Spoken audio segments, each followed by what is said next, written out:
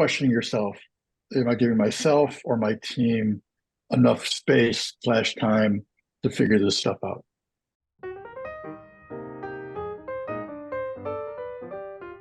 It takes work to design how we work together. Mm. And I don't think many people acknowledge the amount of work that it takes to actually be intentional about the way we work. How do we do this? We just say, hey, everyone, welcome back to Beautiful Questions with Tuli and Alma. Yeah, it's been a minute. I think I kind of forgot. I'm remembering now. So we just had a really cool conversation with two pretty fantastic humans and also like really great professionals, like really extraordinary. Yes. Their name? Their names, Jeff Merrell and Keeley Sorokti. Both fantastic humans is number one. Yes. Yeah, so they Keeley and Jeff were our instructors at different points in grad school in the Masters of Science in Learning and Organizational Change at Northwestern. Jeff is now moving into retirement, but they're both, let's see, I think we can call them by many names as far as like their official titles, but Sure. they're both professionals who design learning environments and learning spaces. And they also work kind of in the area of knowledge creation and knowledge management. Right? Absolutely. Yeah. And I find that I found this conversation useful for me because it was an opportunity to kind of just pause and reflect a little bit more about the way in which I work and the way in which I design spaces for others to work or spaces for myself to work. And I think that's like, it was really great for that reason and for other reasons too. Yeah, I think there's a really good exploration of what it means to be a designer, and that designers are not just the people who go to or who graduate from design school or have specific certificates in design justice and design thinking and have done this course or that course. So like I really also thought that part of the conversation was wonderful. So fundamentally so. Fundamentally wonderful. Yeah. Also, Julie, I'd just like to say, wait, before we turn it over, I'd just like to say thank you for sharing your kitchen. It's been a while since I've seen it. I was thinking, I was hesitating. I was like, should I blur my background or not? I don't have like some sort of, set. And I actually think, well, now I'm going to throw them under the bus because they both had their backgrounds blurred for anyone. Right. But I just thought to myself, and again, no one should ever feel any pressure or anything to share their background. But I thought, you know what? Here's a little piece of me. This is our kitchen. Come in, see my home a little. It's not, whatever. From Los Angeles with love. That's it. That's the whole idea. So anyway. It's like in the spirit of like learning out loud a little, maybe I'll get some feedback. Please enjoy a moment with Jeff and Keeley on Beautiful Questions. How's that? Perfect. Hello, Keeley and Jeff. Julie and I are so happy to have you here today. We've really been looking forward to this. You are two incredible people, but we'd love to hear a little bit just to start us off. We know how incredible you are, but maybe not everyone listening. So, Jeff. Oh yeah. Merrell, how are you doing? I'm doing well, and I'm going to set the expectations lower. This is how I always start. Right. What would you like to know? I'd like to know a little bit about you, kind of your background, highlights, your life. Who are you? Yeah. What have you done? What have Why I are you done? here? So to center all of our relationship, it all comes around the master's program in learning and organizational change, where I'm an alum, a graduate of that program. So started in, I think, must have been 2003, finished in 2006, became a full-time staff member in 2008, and have been going on a slow retirement thing since 2021. So I was associate director there, which we'll talk a little bit about. This is how Keeley and I got to know each other and had our fun working relationship together. So I was on staff and also had the opportunity to teach for I guess, 16, 17 years there. The most interesting thing I guess prior to that is my background is I was on my own as a consultant and worked for some startups, always sort of in the center of where technology and business come together internally, right? So not necessarily about how things happen, creating product or what have you, but mostly what are people doing internally with technology around learning within organizations. Awesome. Keeley, any burning questions for Jeff before? No, I have many, but I think no, that was such a wonderfully succinct way to put it. So I'll save my questions and let's hear just a little bit from Keeley about your background and Yes, and Sure. what it is that you do right now. Yeah. Yeah, I'll do the same. I'll start with MSLOC because that was such a pivotal point in my life. In my late 30s, I discovered maybe what I want to do when I grow up, although now I'm questioning all of that again. So it's an ongoing journey. But I came across this amazing master's program through being on a charity walk in the Chicago Botanic Garden, and I met a woman named Terry Kramer, who used to be the assistant director. And she said, I think you need to go look at this website. Look at our website. Just Google MSLOC. I think it might be intriguing for you as I was trying to figure out what I wanted to do when I grew up. So I am an alum also of the program. I started in 2009 as a student. And I think a few weeks after I started, Jeff was like, hey, we have this position for a student to be a technology coordinator. And I started working part-time for MSLOC. So I was a student, but also on staff, which was an interesting thing. And then became an assistant director of MSLOC after I graduated and stayed there until 2015.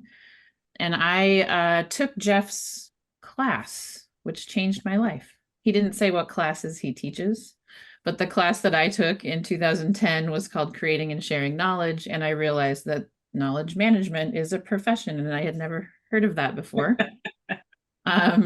And since then have really been focused on kind of the intersection of creating what are called online communities and knowledge management, which is all tied together in my mind. I think online communities are part of knowledge management. And I've been doing lots of fun work in and out of for-profits and higher education and nonprofits since about, I guess, 2009, in helping to design the way that people learn and share and work together, and how we gather, especially kind of mediated by technology. So prior to that, I did a lot of different things, but there's been a thread of kind of being close to technology, no matter what my job was, kind of a bridge person between maybe the more technical kind of IT or developer type folks and the rest of the business. But I managed a big customer support department for a library software company. I thought about becoming a librarian in my 20s.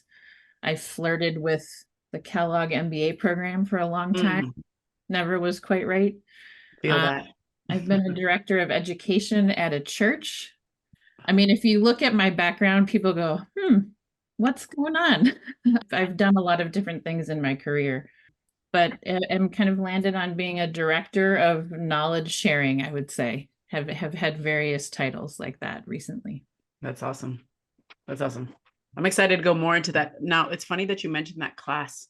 I actually didn't know, I don't know about you, Keeley, I didn't know that you started as like a student worker and took that class, because the way that I met the two of you was 2020 fall quarter. I believe that's the same name of the class, right? Yes, Creating knowledge. Okay, yes. But you two were the instructors. Yeah, I missed that. I got to come back in 2020 in the midst of COVID. That was and when I came back.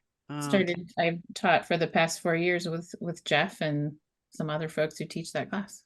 Yeah, and so I remember just being in that class and being this is virtual, right? Because everything was remote. And I remember being in that class and being really fascinated by the way the two of you facilitated it, because you were so intentional about like not always just, there were rarely any like lecture. There were some like traditional like higher ed lecture moments, right? But they were 5, maybe 10 minutes to kind of maybe explain a concept or share, right, more like an anecdote about something. So they never felt lecturish. And I really remember how good the two of you were at opening up spaces for conversation and asking the group lots of questions, we, the students. And it was my first quarter in grad school.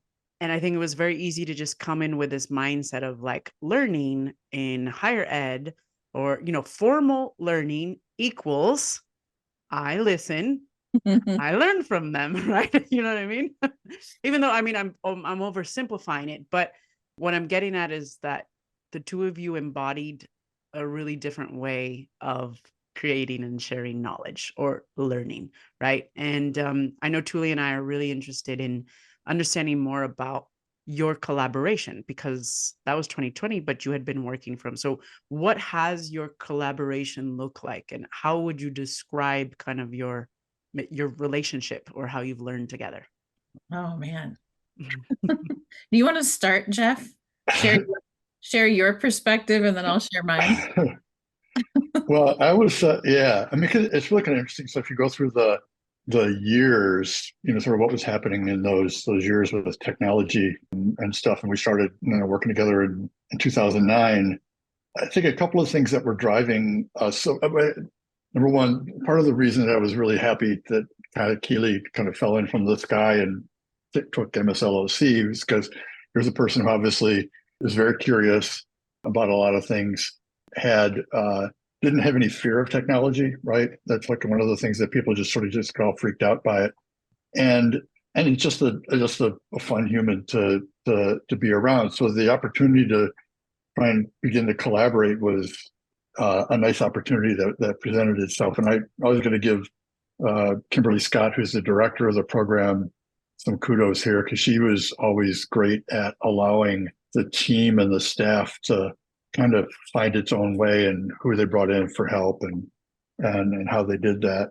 But the way the whole thing sort of shook out is us really trying to figure out, we didn't want to have a traditional relationship between students and faculty. All of our students are working professionals, right? They've got at least 5 years experience, some with many more. So the last thing you want is people going into a learning management system that the university has, reading things from the learning management system or getting printouts of stuff to read, posting assignments and stuff. You want to create something that felt a little bit more like the workplace, only, maybe an idealized workplace, because we had a little bit more freedom to mess around. Right. So the whole collaboration for us really started in like, how do we break the educational paradigm, that we were also sort of create a space that maybe gave people insight into what might be possible within a non-education kind of environment, a professional environment. And then that just took us through like, what technologies do we use, what kind of things do we do and how do we use them for, and then it was just an adventure for whatever, 8-10 years. And I would just add to that for more context. So Jeff was my manager before he was my instructor. So my first relationship was that they posted this part-time technology coordinator. And what Jeff didn't mention is that in 2009, the program had just started experimenting with what was then called alternative schedule, which now is just how MSLOC classes work. So prior to 2009, everyone was in Illinois, like in Chicagoland, came to campus all in person. And then in 2009, the first class, right before I started as a student, there'd been an experiment. Like, what if we did this as alternative schedule, meaning you're mostly remote and then you come in for what's called an on-site for 3 days. That was new, right when I started becoming a student. And so the program quickly figured out, wow, we need some serious help in thinking about the educational technology environment that can support that. It requires new skills of all of the faculty. It's not comfortable. They're used to more standing up in front of people who they're looking at, right? The more stand and deliver kind of instruction. So part of my job was to join the team and to focus on that design challenge, mostly with Jeff, but with the whole team. And it was incredible for me because I was a stay-at-home mom and running out of money very quickly once I started the program. So I needed a job. And yeah, I had a lot of technology background. So I love to just like try all sorts of things, and supported the faculty a lot during that time as Jeff and I experimented with things like Ning networks. Is that the name of it, Jeff? I mean, we experimented with so many different kinds of technology to kind of try to figure out how do you create an always on learning community that's not limited to just class time, for example. So what were some of the first questions that you asked yourselves as you started embarking on this project, which it sounds like you were kind of throwing things at the wall a little bit and seeing what stuck, but what were some of the big questions that you were trying to solve for in this original collaborative project between the both of you? That's a good question. There's probably two things. They're related, but I think I probably mentally thought about them in as two distinct things. So one was a big challenge, or probably have, as Keeley kind of teed up, was like, how do the instructors begin to embrace and change the way that they operate in a way that's still true to the way that they want to work, right, or who they are, and how do we support them doing that? And then the second thing was, well, what's the stack of technologies and practices that we put together that make sense for what we wanted to create, which is a community of students who are all geeked out about change and maybe don't, meet each other every Wednesday in Chicago, right? Which was the traditional thing. I'll give one other little context back to the growth thing. Keeley goes back to when she's talking about how this whole thing started with the alternative schedule. So it was a commuter program, right? Prior to that, you had to live in the Chicago area. It was all part-time. People would drive to campus once a week. And there was actually a business case for this, really, that if we really wanted to expand the numbers of students and get a more diverse set of backgrounds, we had to get outside of Chicago. So we had to create something that you could participate from no matter where you were in the US. That was the business case. And so the program grew from, it was probably like 40 or 50 students at any one time at the time that Keeley was in, to the 150 or so that it's at now.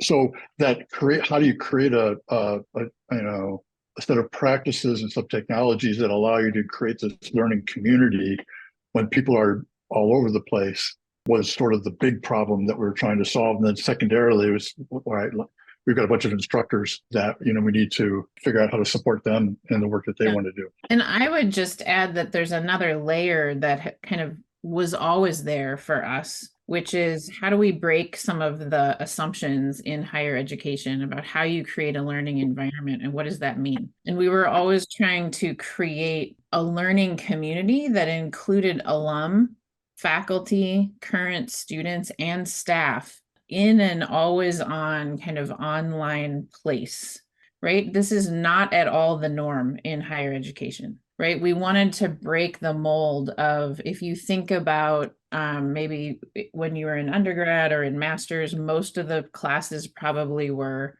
submit a paper in a learning management system, only the instructor sees it, it's one-to-one learning. Right. And we have always wanted to design learning spaces that allow for many-to-many ways for many-to-many learning, like learning and sharing. And it's very unusual what we have in MSLOC. The kind of ability to connect with each other, even if we're alums. I can still go read all the capstone papers because I'm in this thing called the Hive and I'm an alum. This is not typical. And so that was kind of a bigger design challenge on top of everything that Jeff. I have a clarifying question. Just, you've used the term learning community a few times, Keeley, and I think I have an idea of what it is, but I'm actually interested. How do you define a learning community? What is a learning community? That's a good question. I am Solid. so bad at just doing definitions off the top of my head. I'm just going to name that. But how I would define a learning community. Maybe tell us what it isn't. No. Also that. Yeah, you could do that. I mean, I think that it is a group of people with a shared set of interests, maybe a shared set of values that come together in various ways to learn and share and grow together. That's a how I beautiful would definition. how I would describe that, I guess. That was great. I'm so glad we're recording because I'm gonna want to write that one down. That was Yeah. plain simple English. That was really, really good. I don't know, Tuli, where your mind is going. I kind of want to know about, okay, so I think we have like the context that was really interesting. Like the design questions that you had and what you were trying to break down. I'm interested in like, I think about many organizations and maybe people who are listening, like, okay, that is the challenge, that like, how do you help adults learn together when they're in physically different places and et cetera, right? That summarizes a lot of problems that, global companies are Almost facing. every organization in the world. Yeah, it does. And yet, the two of you, here you are today, and you haven't mentioned all of your success, right? I think Tuli and I know how successful you have been, but not every group of people or partnership that tries to solve those types of problems or challenges actually makes it. So what is it that how did the two of you learn how to work well together? Like how I'm interested in that specific kind of partnership or learning. Like now I get what a learning community is, but like what did learning together and working together and actually reaching outcomes look like for Jeff and Keeley? Yeah, go ahead. It's I think one of the things, I think I mentioned this before. One of the things I really love about working with Keeley is her curiosity. Yeah. And when you kind of have a green field that you want to work into, just being curious and keeping that curiosity open is a huge plus. When I say like a green field, it's like we sort of knew we could talk a little bit about this vision of like what we'd want as a learning community, and I think we could both point to say we know it when we see it, or it's moving in the right direction. I think we were very much aligned and always have been on that. But I think the thing that's the engine behind it is that both holding space to allow each other's curiosity to come out. Yes. And I think that was a big piece of it. Yeah, I would. So I have a lot to say on this. I might get a little emotional because Jeff has been kind of by my side through so many things. But yeah, he allowed it. I have I always joke, Keeley has questions. This is if I were going to start my podcast, this is what it would be called. And I have a lot of curiosity, and sometimes it can overwhelm people and they can tend to shut me down a little bit. And Jeff never has done that.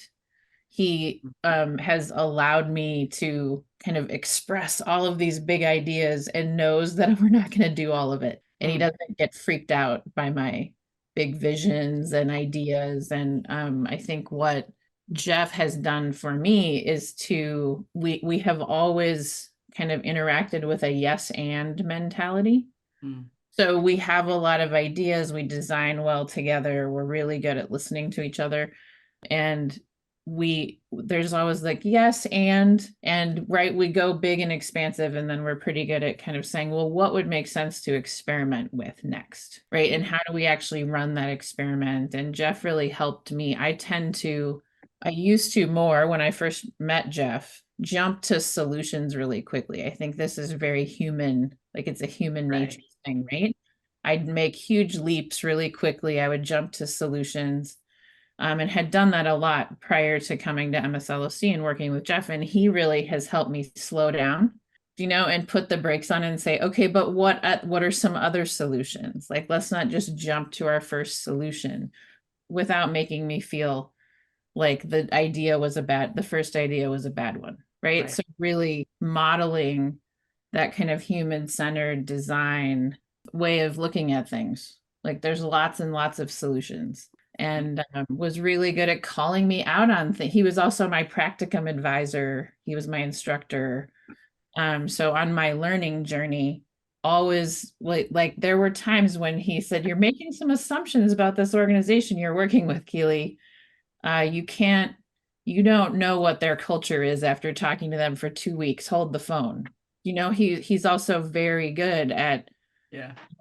kind of being clear as kind about things to help me learn and grow. So Wow. That's great. So fundamentally, there's a question that I think I have, and maybe others have it, which is that when we think about learning, it's easy to imagine a place of higher education, to imagine or to imagine a school, a lower school, a university. That's kind of at least what I associate learning with. And the problems that you described are maybe obvious, especially given the business case that you described, Jeff, and obvious in a quote unquote learning environment. I want to back up to maybe something that you pointed out, Alma, but which I don't think is maybe quite as obvious as you made it seem. I know it's obvious to you now, but how do you, help us make the argument to the people in the world, to the dentist at a cocktail party, for what is it about an organization or a place of work? What place does learning have there? Why is it so important in the workplace to focus on this thing called learning? And maybe Jeff, if you could start. I'll a short story. We did work with an organization, it was an advertising firm once, kind of talking about these things, and I distinctly remember I was sort of talking about like where learning happens and what does it look like, and just forget about formal stuff. Just like what are the informal places where people get together, they're doing some things, they maybe worked on a part of a project, or it was at a conference, they came back from a conference and they got some insight that then led to another insight that led to them doing something. And he sat there, he's going like, you mean I've been doing this learning stuff all the time? I just didn't recognize it. And I go, well, kinda. So step one is I think if I'm a leader in an organization, getting out of the sense that learning is something that is a formal structural thing that happens, that is happening all over the place. And then you begin to see the blossoms, right? Where is it happening and how can I, lift it up? And I mean, I'm kind of at a point in my career where I really don't care sort of what people think about, my future, because I'm done, right? You said that so nicely. You said that so nicely. If you think I'm BSing, then whatever. I'm going to go home and I'm going to have fun. I'll have a beer. And I distinctly remember, talking to some of our peers, Keeley, the other 430 instructors, and I'm talking about creating a consulting thing where they're just going in and just being brutally honest. Like, what the freak were you thinking? When we're doing, what do you mean learning isn't important? How can you even say that? Right? I mean, but it's kind of like that. You kind of just, if somebody doesn't believe that learning and growth and not, is not important to the business, they're just missing something. But then I think they just got to recognize that it happens outside of, what we consider the traditional ways that it happens. Not that those aren't unimportant. It's just that it's in addition to that. Yeah. It makes me think of, so there's this guy, Harold Jarche, Jarche. And I think on his website, it says work is learning and learning is work. And I really think people don't understand that. Fundamentally, when people hear the word learning, they think of formal learning, and it's usually translated into like e-learning modules in some sort of learning management system that's tied to like your annual, you have to go through some annual like policy update to learn about the policies of the company or whatever. And it's like, yeah. And that, like what Jeff just shared, I think is transformational for leaders and other people in organizations when you actually start modeling that we're always learning, but you can design it so it can even be better. When they see that and they're like, wait, this isn't happening in like, it's not coming out of the L&D team, like the learning and development team. It's not in an e-learning learning management system. It starts to open up people's minds to understand that it's much more than that, and that we actually can be intentional about designing work so that we learn together. So fundamentally, and I know I use that word. I don't know why I'm saying fundamentally. I'm really into that word today. Fundamentally. All right. Fundamentally, you've both been, both as consultants and you've been parts of different organizations. I would love if you can share what are some of the top things you can think of that are actually impediments, that are fundamental impediments to learning in the workplace that really that stop people from learning. Because I think maybe we could stop there and then we could talk about designing spaces for learning and successful learning. Nice.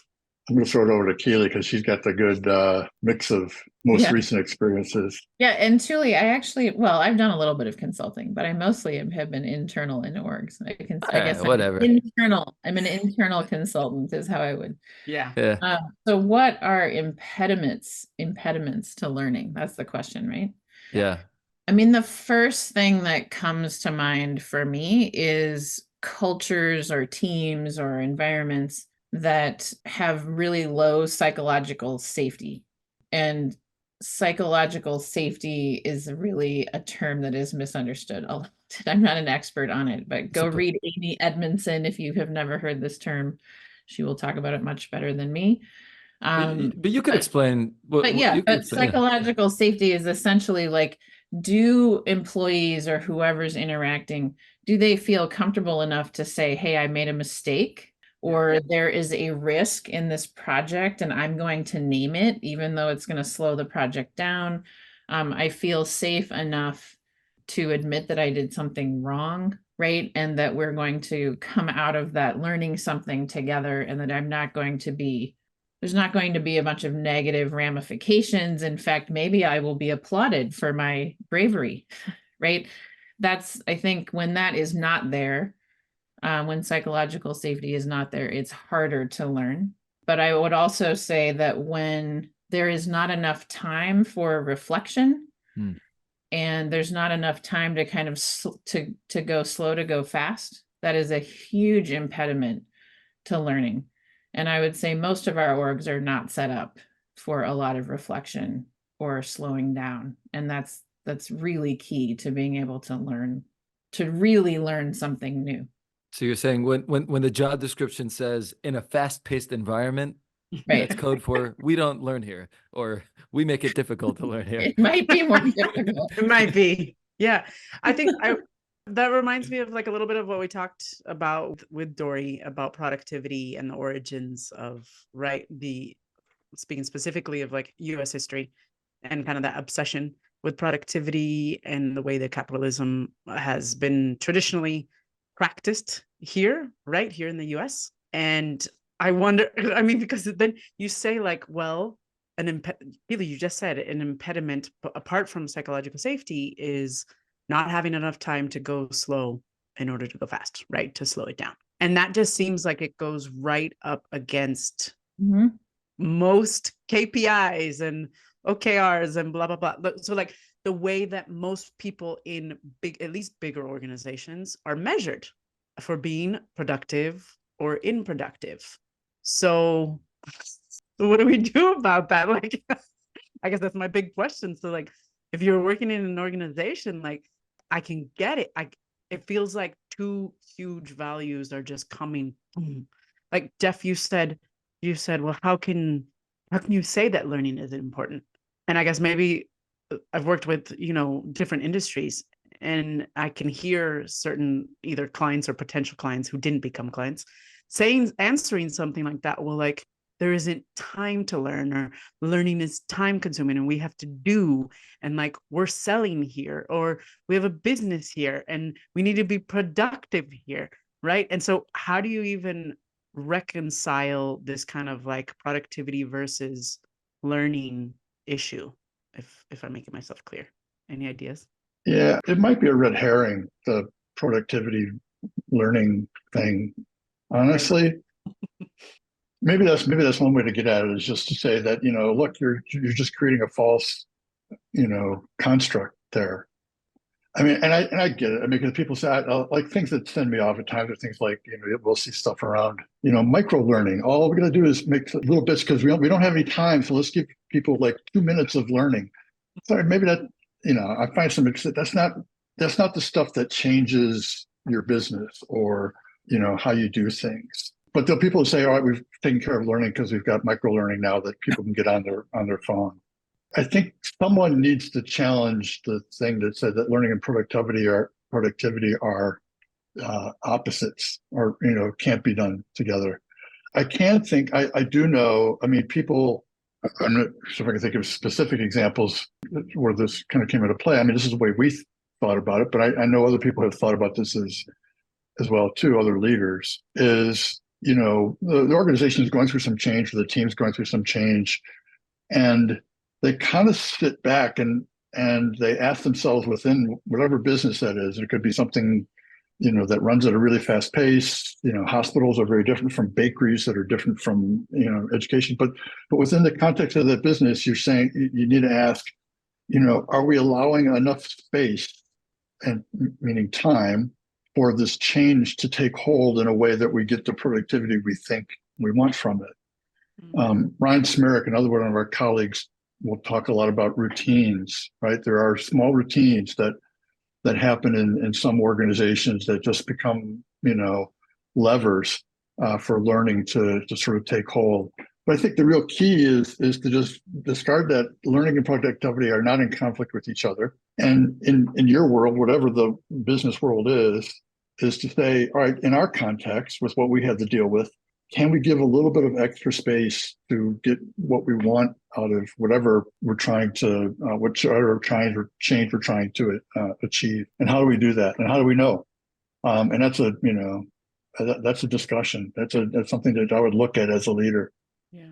Yeah, and there's to build off of that, like in a very practical way, I can just give an example of like how what Jeff is saying. You can usually, what I'll do is I like to show, not tell, because a lot of times people haven't actually experienced a design of work, like working in a way that promotes learning. They don't understand what I'm talking about. Yeah. But building off of what Jeff said in like a very tangible way, you can go in and work with a team and say, well, just tell me let me observe you. Like, how do you work? Right. And you can say, okay, how about we insert one little new thing that fits into the way you're already working that would promote learning. I don't even talk about promoting learning though. I try to not even use these words really. What do you say?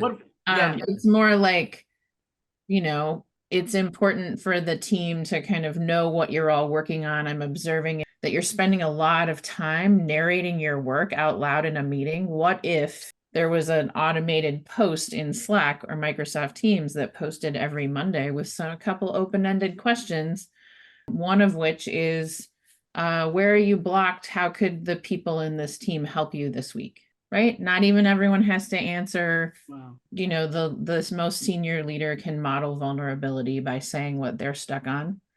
And you start that little practice. Yeah. That is like an example. I don't know if that's what you meant by a routine. Yeah. Jeff. That's a really tangible, that's not hard. Like, that's not, you don't have to involve the L&D team. Okay. You design some big program, right? Like, Keeley, that's fascinating. So are you saying that the example you just gave, is that learning? It can be it can help to facilitate learning. Like if people do it, so they get a Right? Slack. Let's By itself, that is not learning. Okay, right? but if people learning, actually do you the have to exercise. actually apply something, Okay. try it out, but it is a mini intervention, if you will, or like little practice that can lead to learning and knowledge sharing for sure on a team.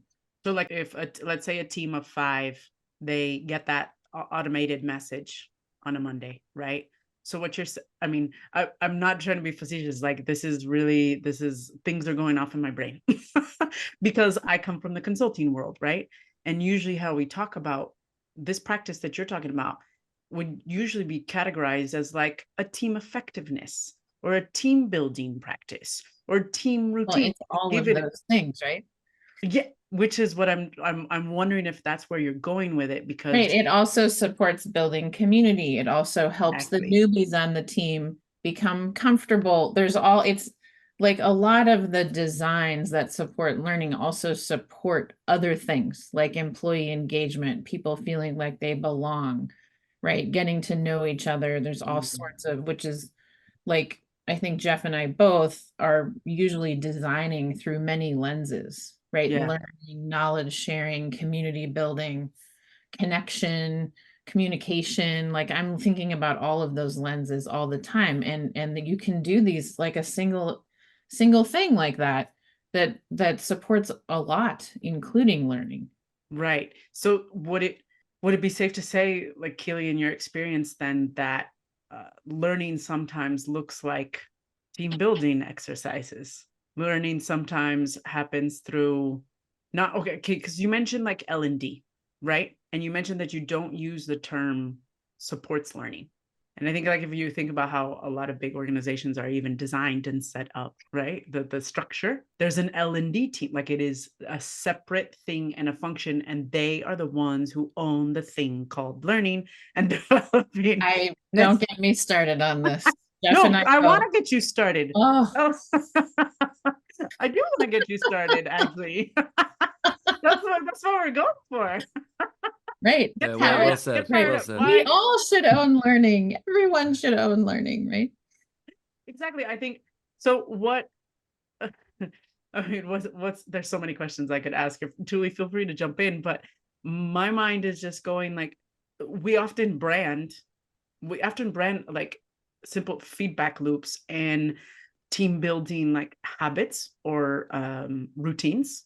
Yeah, like meeting routines, things like this. Even the one that you mentioned, the three open-ended questions on Slack, that is usually branded as a team effectiveness or a team building type of thing. And yet what you're saying is that it's actually supporting that. the work we're doing. I always frame everything as supporting the work we're doing and what our goals are, because that's the only thing that people really care about. Do you Yeah. know, like if once you get something Says like that branding. going, then I come in and say, so we did this thing, let me explain why. And Yeah. maybe then I'll talk about learning. Depends on So the what leader, is depends how interested they right? are, right? So what is learning? Oh my gosh. I mean, in the context of everything we're saying, like the things you two are talking about are often called something else. So when we're talking about learning in an organization and why that the fundamental, let's see how many times we can use the word fundamental in this conversation. I'm on board, Tilly. Thank you. See, you understand why I fundamentally Yeah. The fundamental needed to do that. question, right? Yes, fundamentally. The question is why, why is learning important in an organization? But if we've already established that so many times, we have an idea of what learning is. So what actually is learning? Jeff, you were going to say something. Go ahead. Yeah, I think this is probably where Keely and I both, I'm not speaking for Keely, but I know we get wrapped up on, we were teaching a course a little bit about sort of what's learning and what's knowledge. And Right. we're going What's to go all sorts of information? rabbit holes. What's It's like data? What at the, and people go down those rabbit holes, which is fine. I think the key thing for me is, can you take an idea, put it into practice, understand whether what you just did in that practice is having the impact that you thought it would, and adjust. Now, that's not from the learning professional. That's from anybody doing anything, right? Yeah. I've got something new that I think I know. I'm putting it into practice. I have an idea of what it is supposed to do for my organization, my business. Did it do that? And then, if it did, maybe it does it for 6 months, but then something changes, and you're going to do something different. So it's this sort of cycle for me. It's the cycle of kind of keeping an eye on things, putting stuff into practice. Does it have the effect that you think it does, and then continue the cycle to move toward whatever outcome that you're looking for? Yeah, and I feel like the word learning is often used to indicate that someone read some piece of information and it stops there. That is not learning. Like reading a piece of information or watching a YouTube video or watching someone do, like if you're sitting next to someone to shadow them. That's not actually, that's like the first phase, maybe learning, but it's the putting it into practice that is often not included in any of the designs I see. Yeah. Organizations. That is what's missing. Like, are we actually designing a way for people to put something into practice and reflect on it. and reflect on it? And that is almost never, right? Micro learning, like you get a feed of videos to watch or an HBR article to read or whatever. That's great as a catalyst, but then what? Yeah. Yeah. Yeah, exactly. Huge question. So, well, I guess maybe we could summarize what you just kind of said in other words. First of all, Jeff, you said it's a cycle. I think that that's really interesting. And thinking about learning as a cycle of doing the thing, as then seeing if the thing had the impact that you wanted, and then adjusting the thing if it didn't, or adjusting it so it does it more, right? That was kind Right. of, but it must involve doing, which then of course comes into that question of like the way getting out of higher ed, the way in organizations learning and development is often like practiced or implemented, right? Reading and watching and maybe discussing, but not always an actual doing of things. Yeah. Yeah. I mean, it's hard. I mean, and again, having lived in a lot of the consulting I did with learning and development organizations, and when you're in that role, and that's who you are, and that's how you're evaluated, it's hard not to just think about more than what happens in those things that I create that are formal learning events. But you kind of have to. I mean, I had you can't unhook the two, the formal and the practice stuff and the doing.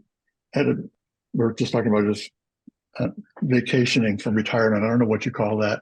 And happened to be one of my friends is a chiropractor, and we're just sitting out in the sun, just smoothing, and she was telling me how she's been in practice now for like 30 years, and a lot of her practice right now is pediatric chiropractic. I'm going like, I didn't even know that was a thing. And she goes, yes, mostly with infants who have trouble breastfeeding, maybe colicky.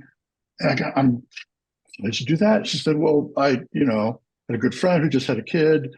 She was reading up on, some new ways of trying to solve this problem of breastfeeding, not going well.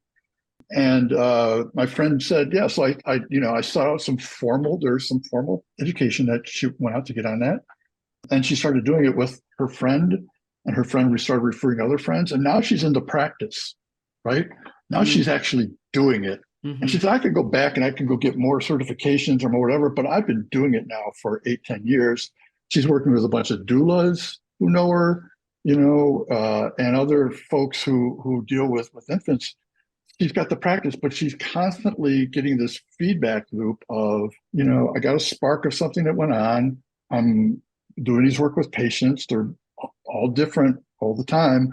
Now she's got this expertise that's being built through this cycle of practicing, but the learning never stops for her.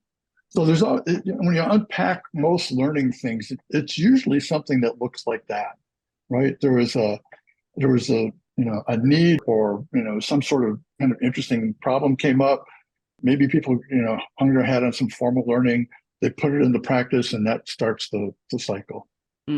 Yeah, that's fascinating. Well, I mean, there are a lot of interesting places we could go, but we started talking about designing ways for learning to happen in organizations, and I think we should talk a little bit more about that. Before we get into examples of designs and some of the things maybe that you've done or that you've seen done that are really great, for me, it was interesting to learn about even the term design. And I suspect, or I could suspect that someone might be listening to this podcast and think to themselves, why are they talking about design? Why is this a fine? Is this a like? So let's just define first. What do we mean by design? And then let's get into how do we design learning spaces, and especially at the workplace. Good. Yeah, let's start with you, Keeley. Right. Repeat the question. How do we? Yeah, just design. First of all, like what is design? What does it mean to design? Yes. So this is an interesting question because I feel like I have come to think of myself as a designer, but it was not initially, it was like this coat that I'd put on, like, am I really? I haven't studied it. I don't know. But I think Jeff and others like Teresa Torres, who's another instructor in MSLOC and an author, have helped me understand that we are all designers, like in the world, right? Anybody who basically does anything, you're designing your life, you're designing your morning routines, you're designing, I mean, we're designing all. And I think for me, what has become clear is that in most of our organizations, work is being designed by not being designed. Right? You can like there are still design choices being made, even if by not designing. I don't know if I'm answering your question really. Absolutely. But Yeah, absolutely. Design is basically, to me, like there is some challenge or problem or something that we want to accomplish, and we need to figure out how we are going to come up with a product or a solution or a program or a way of working together. And that process of figuring out what that looks like is design. Yeah, what I Yeah, hear you sorry, go ahead, Jeff, please. Jeff has much more eloquent ways of describing it than I do. Again, lower the expectations. One of the things I think I'm reading between the lines in your question is I think it's useful to separate out the field and the practice of design, of which there's a lot of really interesting stuff. So, I mean, so things like doing prototypes, doing user discovery. There's a language, trying to think about people's experiences, all of that. I put in the practice of design, and there's a lot of really good stuff there that is very helpful to the world that we live in. But I think fundamentally, to use the favorite $100 word, it's really about when you're somewhere in a position by yourself or with a team of people to create an experience for other folks, right? It could be a meeting, it could be a conference, it could be a curriculum, it could be a course within a curriculum. You're trying to create an experience for someone else, and by putting together some sort of structure of things. So that's where it comes to this. We're all designers. And if people talk about, I create programs or I do programs, well, you're designing programs. And then there's this whole practice of design, the field of design, from which you can borrow really interesting ways to think about how you tackle that problem. But fundamentally, it's about trying to create an experience that leads you to some desired outcome.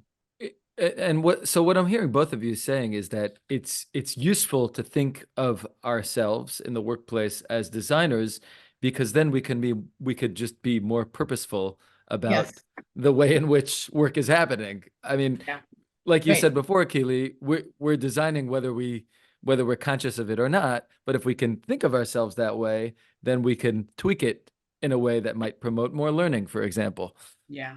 Yeah, and that actually has helped me professionally as I've come to think of myself as a designer. I'm actually able to say to people I work with, this is kind of a design, my design process includes something called continuous discovery. And this is, so when I'm talking to product management, for example, in my organization, they start to understand my work a little bit more because they are also designers.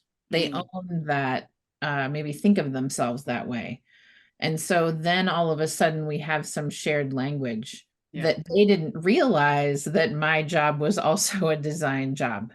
And we're using a lot of the same methodologies that come out of the design world. So it's helped me a lot professionally to it that way. And maybe given it a little bit more, I don't know, people tend to take it more seriously when I talk about it that way. Not everybody, but the people who think of themselves as designers start to get my work more then. Yeah, that's great. Sounds like a key word is you can design without being intentional, but to be a good designer, you need to be intentional. Right. About the choices that you're making. Right. So like intentionality, I think you used a different Yeah. word. That's a Mhm. big word that's coming out right now, is like, how can Yeah. we be intentional, purposeful, thoughtful about the choices that we make at work or for our team, for our organization, right? Yeah, exactly. So that leads us to our next question. How do you do that? Precisely. Yeah. Now that How we do- understand design, how do you design spaces, call them virtual, whatever type of space, but like, how do you design spaces where people can learn with and from each other at work?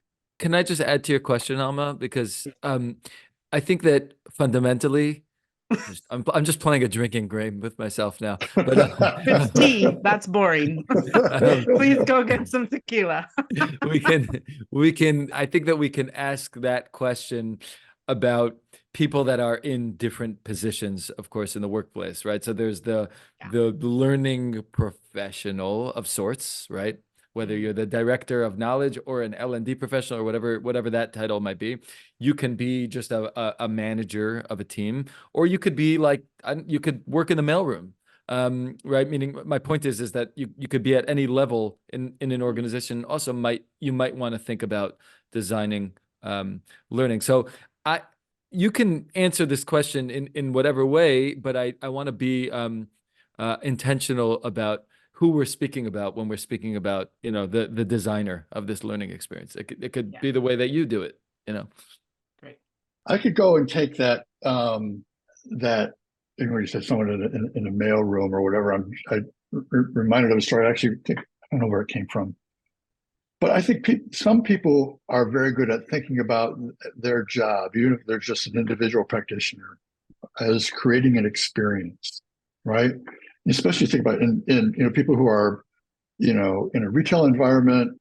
I'm thinking about people who are like support staff in healthcare settings, right? I mean, like they're like the people cleaning the floors, the people admitting folks, the ones who are good think about their job as, I'm trying to create an experience for whomever I'm working with. That's a design mentality.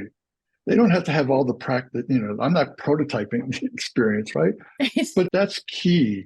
Like, to how am I having going to that. welcome the patient who walks in because I'm the security guard at the elevator, right?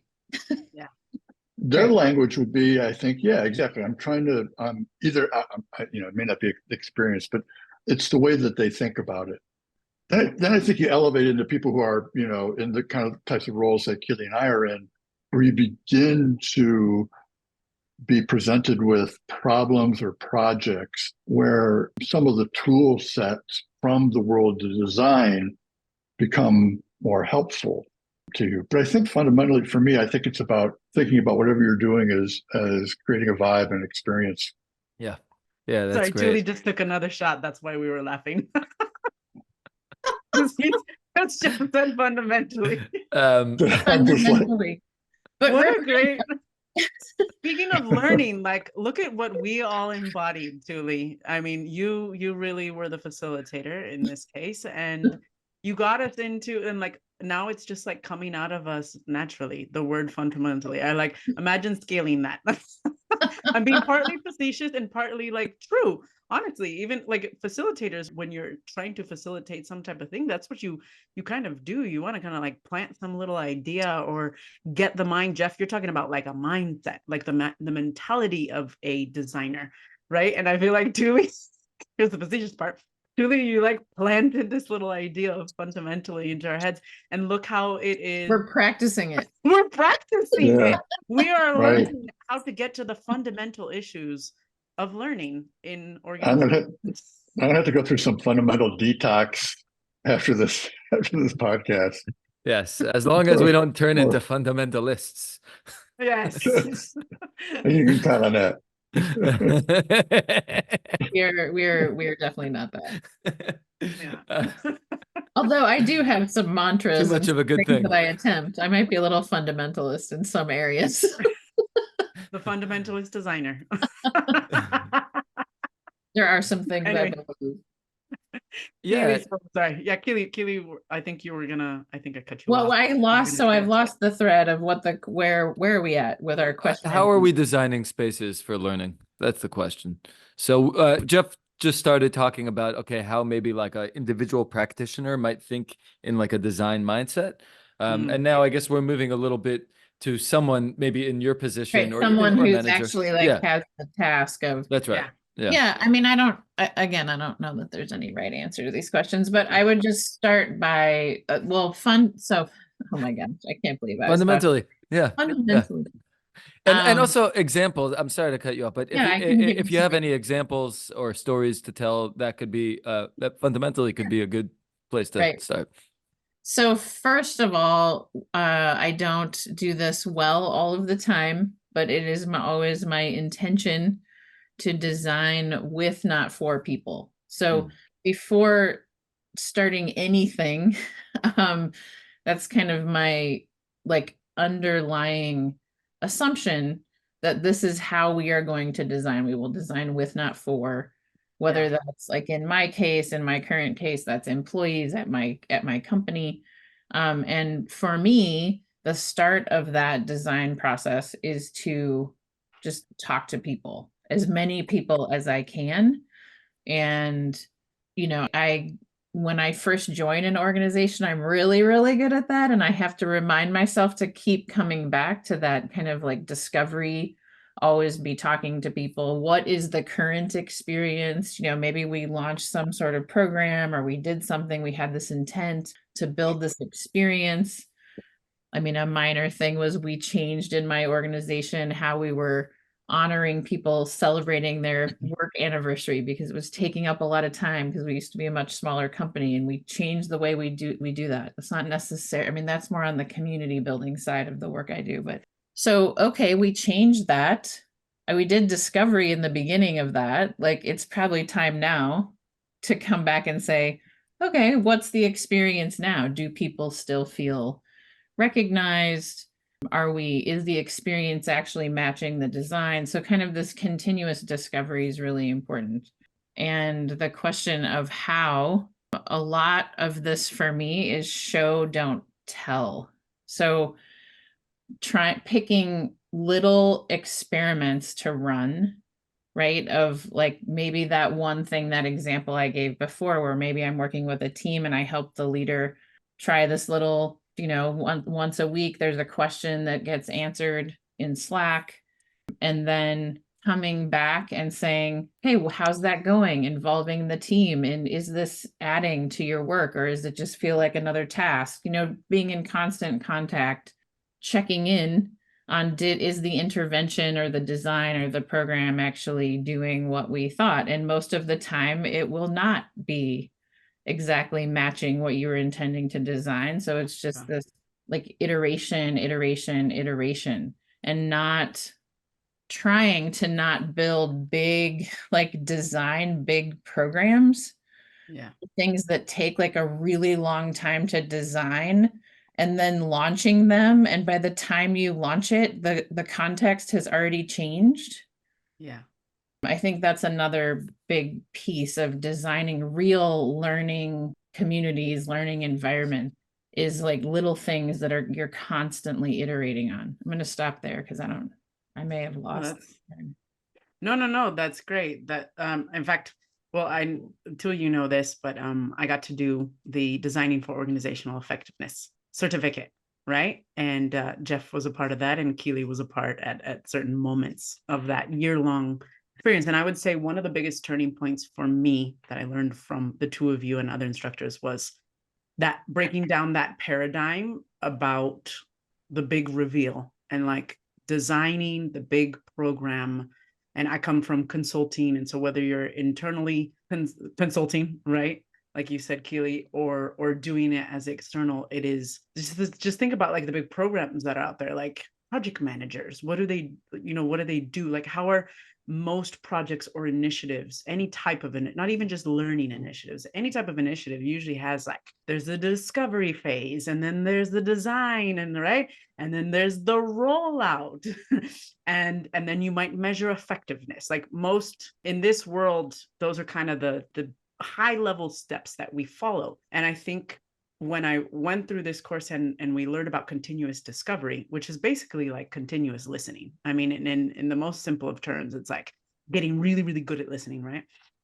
That paradigm shift of, what do you mean not having a big rollout? Like, what do you mean not being like, and here we are, client, or, you know, internal client, external client, and like, this is what we're going to do for the next month, and this is what the new learning and development program looks like, and all that big thing, because there's a certain like pomp and circumstance to it, right? Like we kind of like those as humans, those within an organization, to have kind of this big reveal. And what I learned in those conversations is that it may be nice and pretty and fun and good for your APIs and stuff like that to show like what you did, but does it actually lead to learning? Or does it actually, or maybe it might lead to learning, does it actually meet the needs that you set out to meet? So like, adjacent to that, I have a question, like, how much of designing is listening? The majority. So Okay.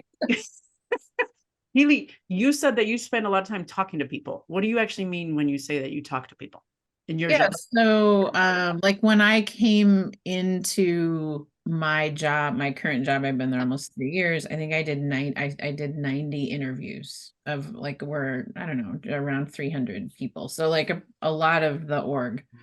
And I'm still really working on this skill. I would say I don't know, I still feel like I'm a novice with it a little bit.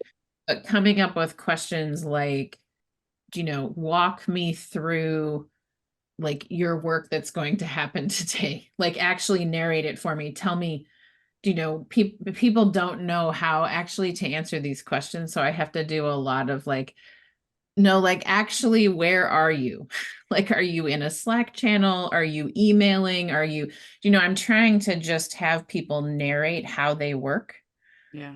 As like for me to understand their context and who am I talking to. If I'm trying to understand what's working well, in this case, I was trying to understand what's working well with knowledge sharing, collaboration, communication at this company, because I was hired to be more intentional about how we collaborate and communicate and connect at SIFT.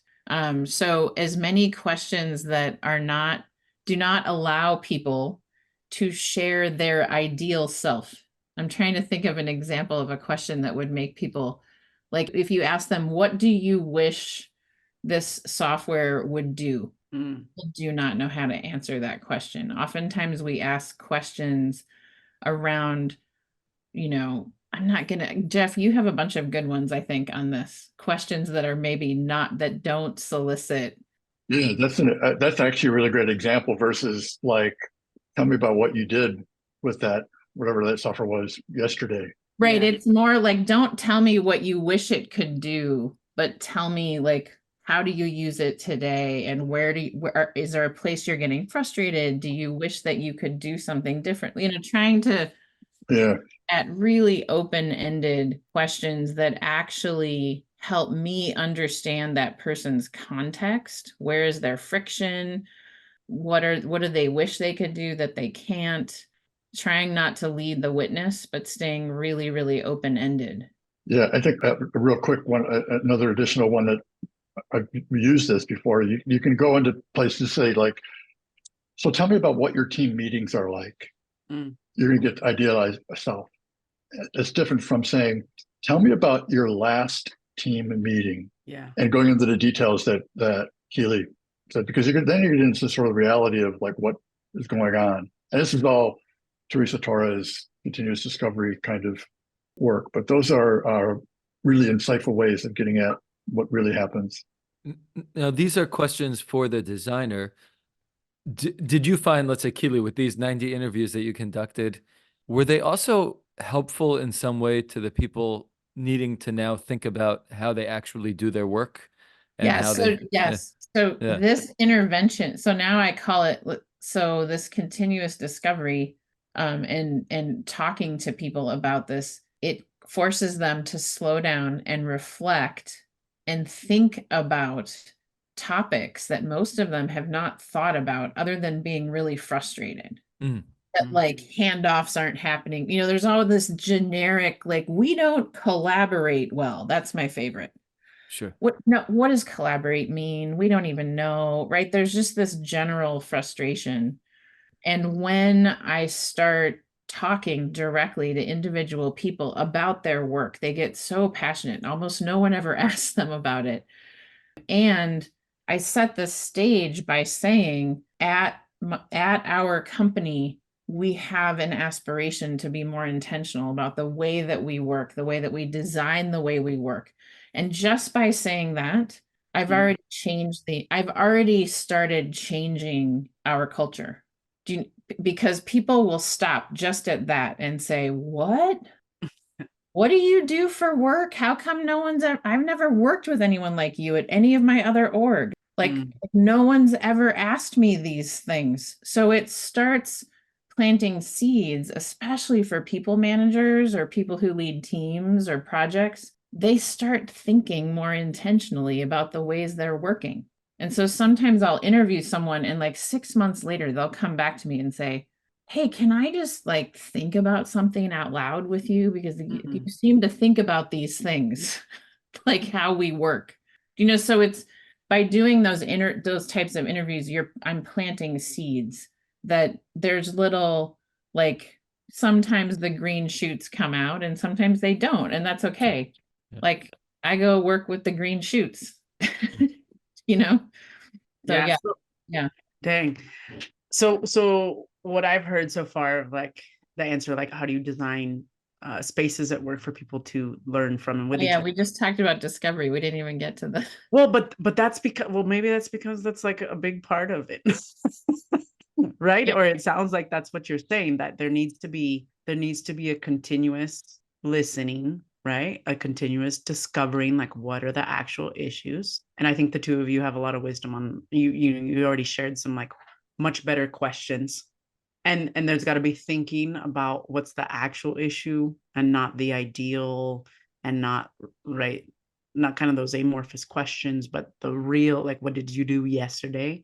And you've got to get away from, Keeley, you mentioned you've got to get away, if you want to design these spaces, you got to get away from the big reveal mindset and test and do little experiments. I mean, just those three things enough are like already so different than what is practiced in many organizations. Yeah. What else? What are we missing? Like, what other things do you have to do to design? For designing, like a team manager. Yeah, design spaces that allow for knowledge sharing and learning. Yeah. Jeff, does anything come to mind for you, or do you want me to? Well, two things. One, I want to say the one thing about the big reveal. Yeah. Sometimes you have to, you know, just by the nature of the business or whatever you're doing, you just sort of have to do the big thing. I think the most useful thing that I've found out for that is to have the humility to say, whatever I'm going to do on the big reveal, I'm going to be wrong. Yeah. Right. Whatever I've designed, it's just not, it's going to be wrong. Yeah, I frame all big reveals as experiments. It's going to be, you know, you could fit all sorts of marketing. Exactly. But you know what? I'm going to be wrong. Because you just, you know, if you're right, you're really just very lucky at that. So one is just having the humility that you're going to be wrong. And then you move into that sort of, where do I iterate? What do I tweak? You know, what am I hearing that I got wrong that I need to adjust in one way or the other? People love to tell you if you got something wrong. So if you allow for that, it's really powerful, actually. Yeah. Wow. Wow. There's one other thing I think I could take away this, and this comes from a believer, and there's a lot to learn from pedagogy, from the people who build formal courses about how to help teams and things.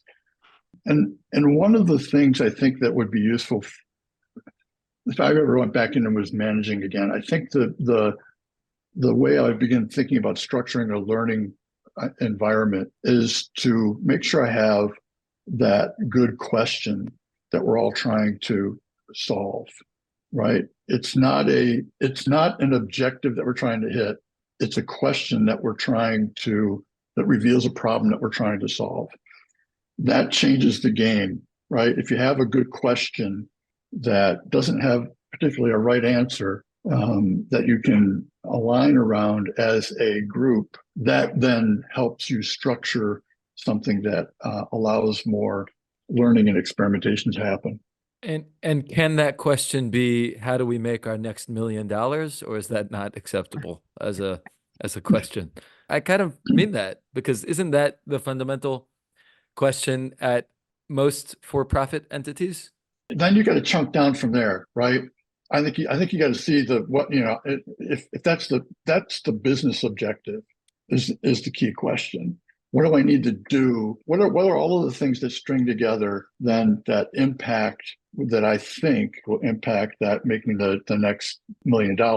And then you start getting down into something that's a little bit more I have some more examples. manageable. That makes me think of this Please. knowledge. I have an example of something that I worked on that was kind of framed as an experiment that was called a knowledge cafe at our kickoff. So we had this annual company kickoff, and Jeff was my independent study advisor back in 2010 or 11 or something, when I wrote an independent study about large group facilitation techniques that allow knowledge sharing and learning to happen. And I was finally able to do this, and it was at our kickoff, and it was just everybody in the company was in a big ballroom, and it was a big facilitated World Cafe. I don't have time to get into what a World Cafe is, but it's a way for cross-pollination of ideas and people to mix and mingle and learn and process and reflect. And the focus was our 2024 company objectives and how are we going to meet them? And they just learned about them from a stand and deliver main stage presentation. And we know that people don't actually learn that way, that might be the catalyzing event that our CEO talked about our objectives. But the World Cafe questions were like, what needs to be true and why in order for us to meet this objective in 2024 was one of the questions. And it was this wide open, small group discussion. Another question was, actually the first round was to get at what people didn't understand. So what questions remain for you? Oh, nice. Conversation about our objective. What still needs to be clarified or explained? And that's to help the senior leaders understand what people don't understand. Yeah. Right. So these, like, you can focus the learning and sharing very much on business objectives and about how are we going to make money, for sure, in some of these kind of experiences, knowledge sharing and learning experiences, for sure. And that idea, what that was all about was the way people learn is they have to be able to say, I don't understand, or they have to be able to reflect. They have to be able to learn in dialogue with each other. That's very much like, I would say, if you're designing learning spaces, whether it's an in-person meeting like that, or it's online in Slack, or it's in some online community, designed so that people can interact with each other without mediation from someone else. Sounds cool. Wish I could have been a fly on the wall in that event, Keeley. Yeah, I've been waiting 12 years to do it. I finally convinced some leaders to trust me, to trust the process. But I think that's such a great example of sort of what it looks like, when you're really taking learning to heart, and how to use that as part of a real challenge for the business. I'm sure there was some really interesting stuff that came out of there. What didn't I understand? Oh my gosh. I mean, it was, and it was an experiment, and I just checked in and said, hey, do we think this is a good idea? Do we want to keep running this kind of thing? Do we want more two-way dialogue? And people said yes. So I didn't say this is a new program at SIPT. It was like, let's try this thing. And now we're iterating and building off of it so that we can continue it. Yeah. Wow. There was a word that you used, Jeff, that really caught my attention, which is the humility. You were talking about, right? The humility. We haven't really talked about it yet, but now, as the two of you talk, I'm like, it's kind of implicit that to be a good designer, not only does there need to be like the intentionality, right? It's about making intentional choices, but also the humility to, whether it's a big or a small reveal or whatever it is, be able to like, I just can't imagine, Jeff, you just said like, you got to stand up there and be like, I'm going to show you this, but I'm going to be wrong. That seems so brave to me. And so I guess I've mostly worked personally with bigger corporations, and in corporations, It's not that it can't be done, but it is harder to actually like say something like that, like, hey, I'm going to do this thing, and the most likely thing is I'm going to be pretty wrong. So thinking of, like, if you're talking to someone who doesn't have the role of org designer or knowledge manager or whatever, someone who's just like maybe managing a team, Keely and Jeff, like, what, like, how can they embody that humility of a designer and do some things to help their team learn? Like, how do you do that, especially in a corporate environment? What are some practical ways they can do that? I mean, I- yeah, go ahead. Go ahead.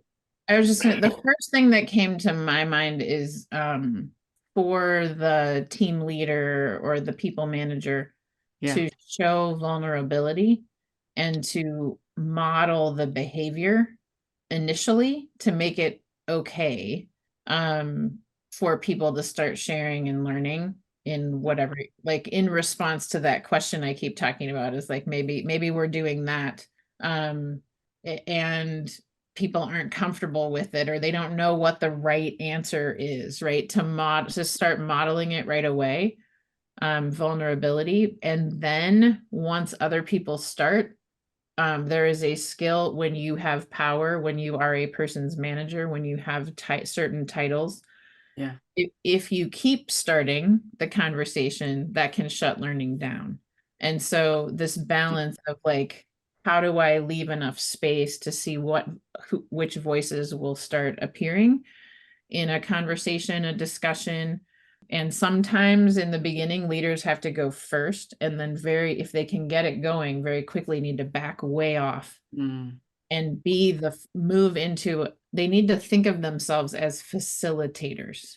And I would say this is the skill that is very, very few people managers. They're not trained for that, right? If you were trained as an accountant, or you were trained as a software engineer, or whatever you were trained in, you were probably not trained in how to facilitate learning and knowledge sharing, unless you went through like the MSLC program, maybe. And so it's a skill that they have to learn, and it is very, very scary for many of them. Is part of that Someone like me to support them underneath is helpful, right? Yeah. Help them learn that skill. is part of that skill also learning that it's okay to get things wrong, like the skill of it, because experimentation, that is also not a skill that people necessarily learn. Yeah. It's all of what we're talking about: learning, knowledge sharing, psychological safety, being able to say that you screwed up in some way. Like, this is incredibly difficult for most people. And our designs need to acknowledge that, need to know that we are we are encouraging people to act in a way that is different from most of the ways they've ever been trained to work together. Yeah. And so there's like a lot of little experiments you can run in safer places before you go into wider open spaces, for example. Thank you for saying that. Yeah, I recently had someone who worked for me, or still works for me, and I mean, they don't work for me, but they report to me. But we were working on some project, and they probably put in, I don't know, 5 hours of work on something, and we talked about it, and it turned out that basically we were going to move in a completely different direction. And it took me a second, because I was like, okay, no big deal. Like, but then all of a sudden I saw like, oh, like she was really disappointed and whatever. And then we had a conversation about it. I was like, and she was like, well, what do you mean all that was all that was for nothing and a waste of time and et cetera, et cetera. I was like, one second. And we tried to kind of go back to the drawing board where we had a conversation, and I tried to explain to her, like, no, this was not a waste of time at all. This is actually, it was perfectly appropriate. It was a great use of time. It was extremely useful. The fact that we are not using that product or that, what you've designed in, is, has nothing to do. I mean, it's actually, it's going to make whatever we do use much better. So Right. and The more that you have on the cut, like on the floor, 100%. And is but I could actually tell, a sign of success, right? absolutely. But this was, I could tell this was not something at all that was, and I think this person ultimately got it, but they were taken aback, and I could see how people would feel like, oh my goodness, all this work that I put in, all of a sudden you're just, we're throwing it aside, and I've wasted my time. I wasn't quote unquote productive. Getting back to what you were saying earlier, Alma, right? Like, this is part of the challenge, I feel. Huge part of the challenge, right? And we have to account for that when we start designing, I'm going to say non-traditional ways of learning. We have to account for the fact that it's not comfortable for most people initially. And that needs to be part of our designs, actually. How do we scaffold? How do we lead people towards like taking little risks and then bigger risks and becoming more comfortable learning and working out loud? It's not comfortable for most people. Yeah. Jeff, anything to add? No, it's great. I keep on going here to these examples. That it's kind of hard to say like what advice would you give to people to do this, because it's so situational. Right? That, I mean, my relationship with Keeley is different than my relationship with someone else. So if we're in that situation, it's slightly different. But there's definitely something. Some of the people that I read around pedagogy, Jesse Stommel and Sean Michael Morris, have this line. It's something to the effect of teach to the class that you have, not the class that you designed for. Yes. And it's that it gets at that humility thing, right? Like that every time you teach a class or every team that you lead, it's going to be different because of the makeup of the humans that are there and the situation that you're in.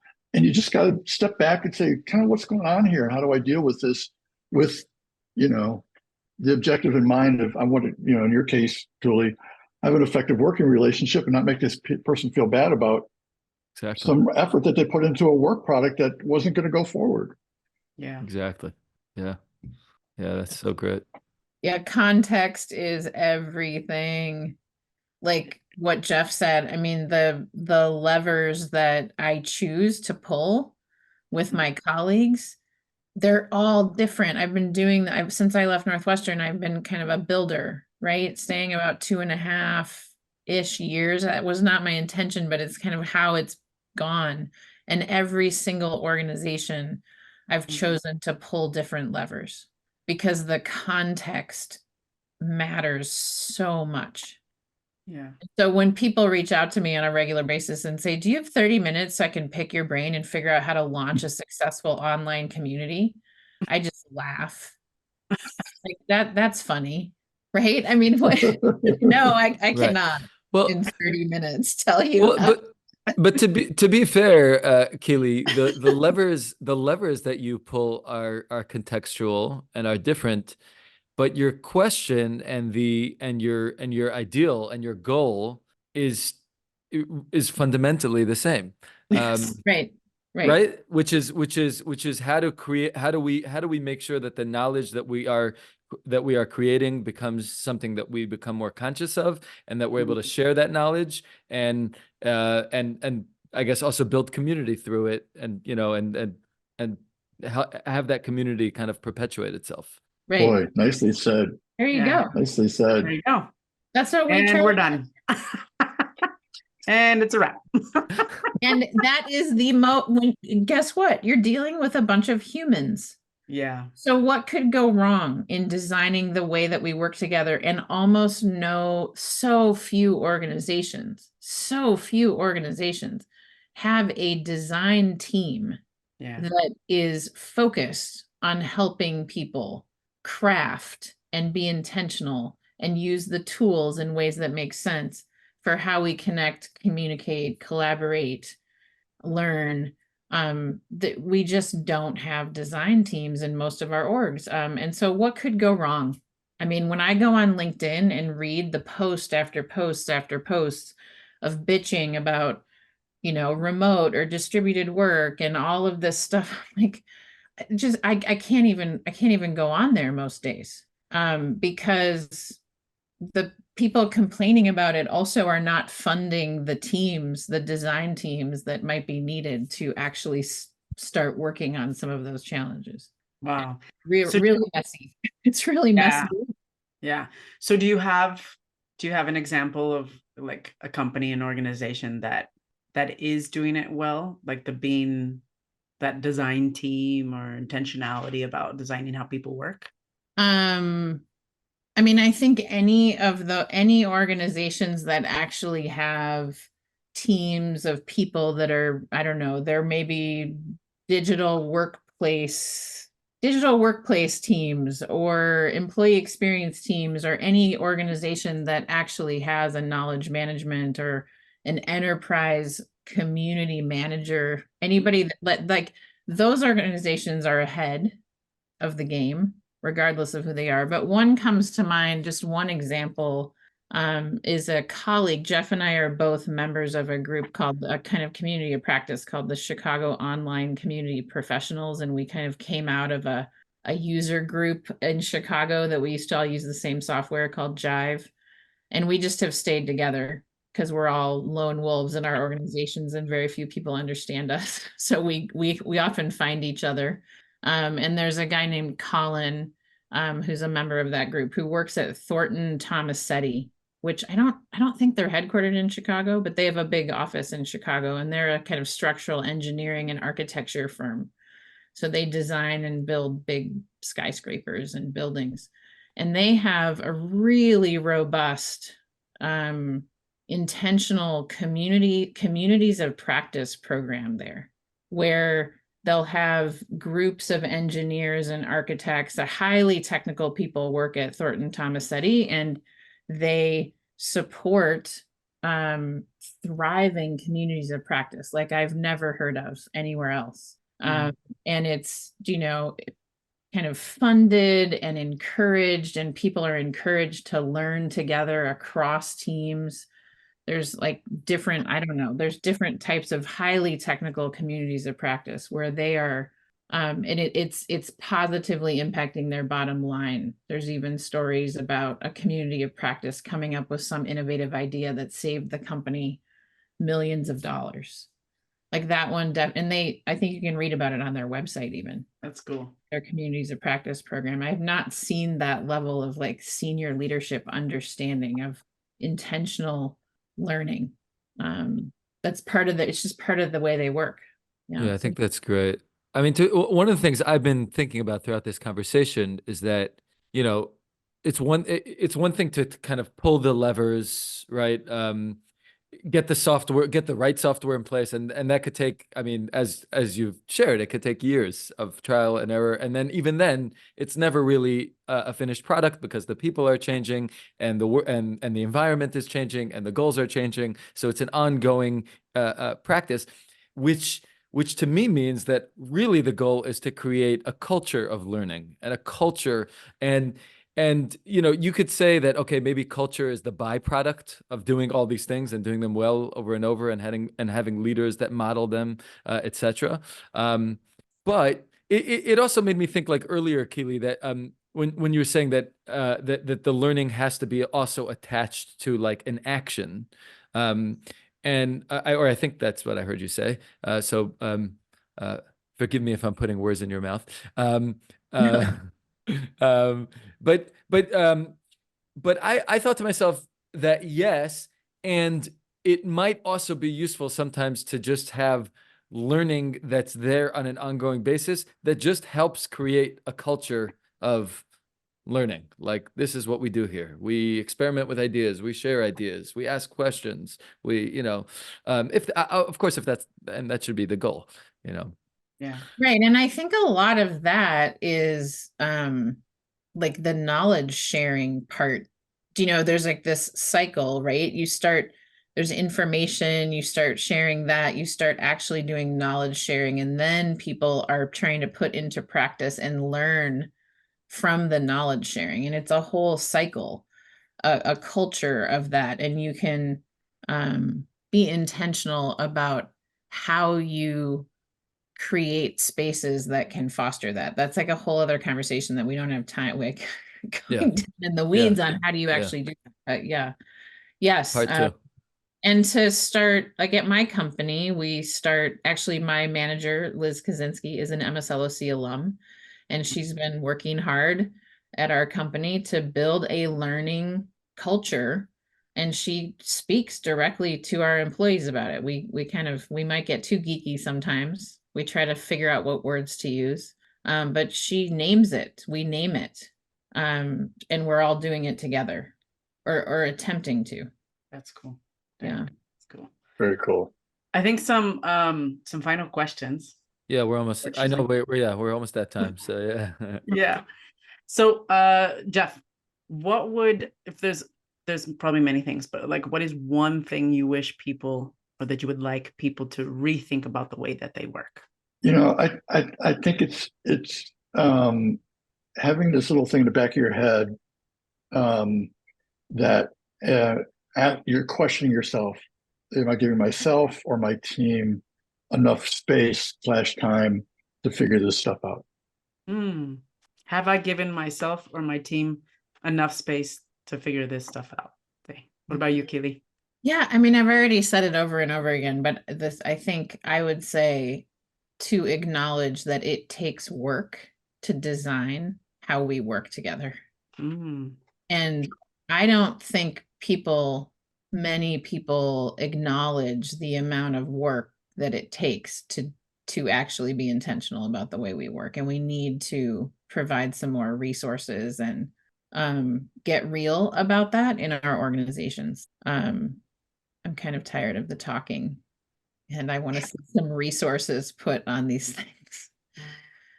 Yeah. But also the other thing I would say is just for individual employees, assume someone may find what you're working on and what you're doing interesting in some way. And so try to work out loud as much as you can in open channels, in open spaces, in open shared drives, like work and learn out loud and assume that what you're doing is actually interesting to someone or maybe in the future. And that little change, because most people want to work privately, push yourself to work out loud more. So people can discover what you're working on, and serendipity can happen then in an org. That's great. I really want to dig into that, but I feel like that's for another conversation. It's a whole podcast on working out loud and learning. I really I'd like to do one. I really would like to do one because it's such an important topic, and there's a lot to say on that. So maybe if we can, if we were, let's see, if we were nice enough to you this time, maybe you'll come back on and we could have a conversation about working out. I think that would be really great. I'm a little passionate about it. No, it's great. Yeah, it's so important. It's definitely something that it's a term that I learned from both of you when I took your class. And I'm not going to get into it right now. He's fundamentally restraining himself. Yes, I am absolutely. I'm absolutely. I have some other people if we want to do a panel on that topic to bring in. Okay. Nice talking. Any final, both of you have mentioned kind of resources, and Keeley, you just mentioned let's get some resources out there. Off the top of your head, or maybe just one or two books, authors, podcasts, recs like that. Other than this podcast. I have some. I mean, of course, this one is the best. So I have a really one that almost no one knows about that I'm just going to say is a gold mine. There's a CEO of it's actually intranet software specifically for architecture, engineering, and construction firms. Okay. Very, very specific. So you might think, oh, this doesn't apply to me, but it does. So this guy's name is Chris Parsons, and he runs a firm called Knowledge Architecture, and he has an annual event for his customers called KA Connect, I think it's called. And he brings the most incredible speakers, and he has a whole library that goes back, 10 years. And it covers learning and change management and knowledge sharing, and really so much of what we study in that creating and sharing knowledge class. Just incredible videos to watch. That's a huge one. How Nancy cool. Nancy Dixon, I would definitely recommend Nancy Dixon's blog called Conversation Matters to learn about what knowledge management is or could be beyond organizing libraries of content, which is what most people think it is. It goes way beyond that. And Teresa Torres, we've already talked about her work, product talk. And You mentioned earlier Harold Jarkey as well. Harold Jarcat is another one. there's And a lot of, also liberating structures. Just Google liberating structures. Oh yeah, some great stuff. Yeah. all of those folks, one thing that I really like about all of those is that they will lead you to other people Yes. who are really, really interesting, Yeah. Yeah. as this podcast does. Oh, Well, thank you. And well, Jeff and Keeley, thank you so much for taking the time to talk with us today and for creating knowledge and sharing the knowledge that you create. And not only that, but creating the space that allows for others to create knowledge. That's a real gift that you've certainly given me. And I think you've given us. And we thank you for that. yes. Well, same back at you for this, for holding this space. I learned so much from your podcast episodes. Really, it's a blast.